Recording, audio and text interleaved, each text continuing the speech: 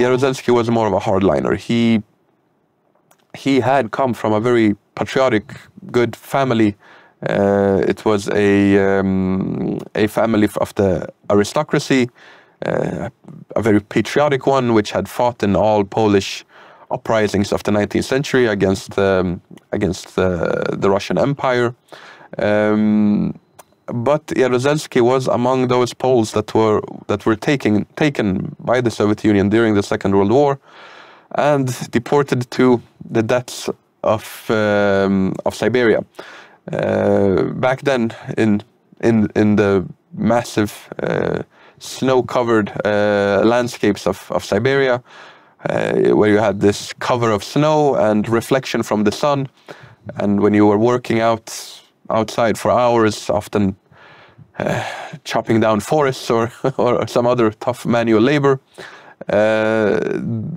the sun was a problem, and this reflection from the snow, it damaged Jaruzelski's eyesight, and for the rest of his life he was carrying these dark glasses, which became somewhat of a symbol of his, you could say. He had been rising through the ranks of the Polish army throughout the Cold War.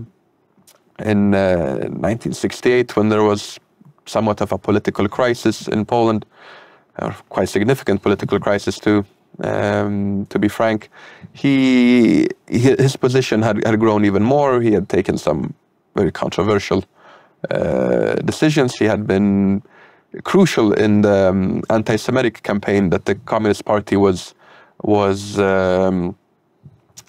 executing against, both against the opposition in general, but also against some Jewish elements within the Communist Party itself. And also this was directed very, very much by the Soviet Union, because in the previous year, in 1967, we had the 6 Days War in the Middle East. And back then the Soviet Union had strongly taken a position of its Arab allies against Israel, and it demanded that its Soviet satellite states followed suit. So Jaruzelski was quite instrumental in the persecution or introducing this anti-Semitic campaign into the Polish army itself, and trying to initiate repressions within his own ranks against Jewish members.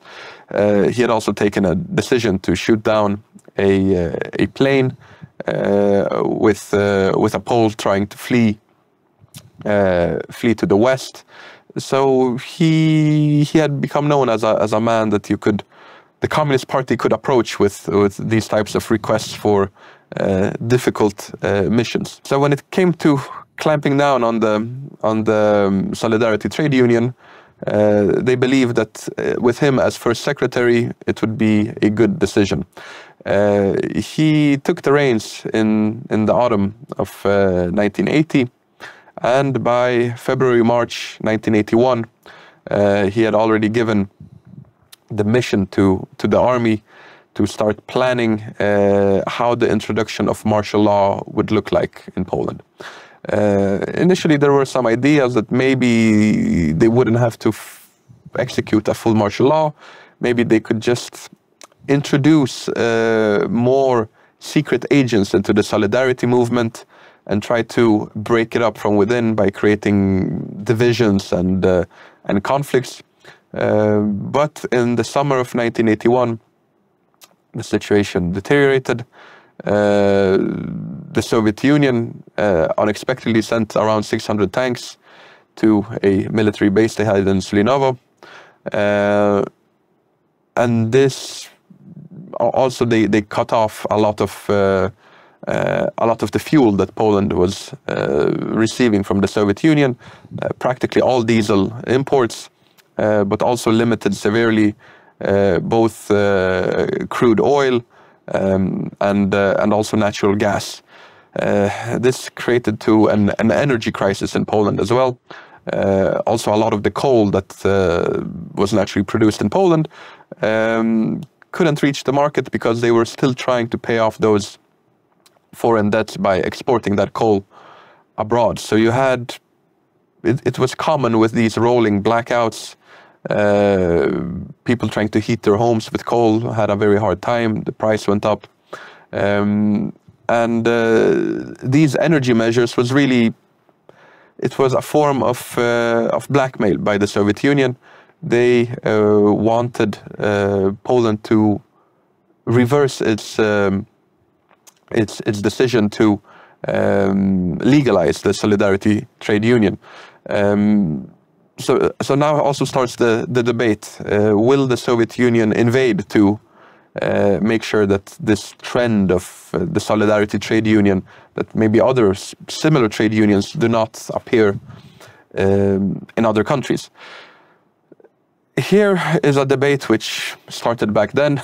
It's still going on today, because those who defend General Jaruzelski and his actions with the introduction of martial law, they say that it was necessary for the greater good of Polish society. To keep the Soviets out, in fact. Yes, to not repeat this Hungarian Revolution of 1956. There were those who claimed that the Polish army was independent enough that if the Soviet Union would invade, that it was likely that the army would actually go into battle against the Soviet army, and that it would result in and that they would be followed also by the Polish population in general, which always had a tendency to rebel and join uprisings, whether the outlook is good or not, so to say. But it must be said that the Soviet Union at the same time was bogged down with its own problems. Its own economy was in deep trouble. They had been bogged down in Afghanistan. There was also trouble brewing in the Caucasus. And in internal Soviet documents, it later shows that they were very much unwilling to intervene in Poland, while Jaruzelski was pretty much calling on them to intervene. So this version of him doing it to save Poland from an invasion does look less and less likely to be an accurate one.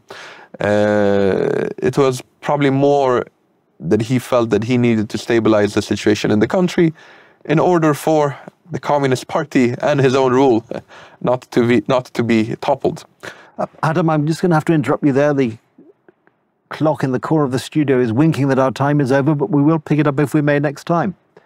There we are. I've had to interrupt Adam almost in mid-sentence, but fear not. If you join us next time, as we hope you will, here on Poland Daily History, we'll pick up the story. In the meantime, thank you for watching.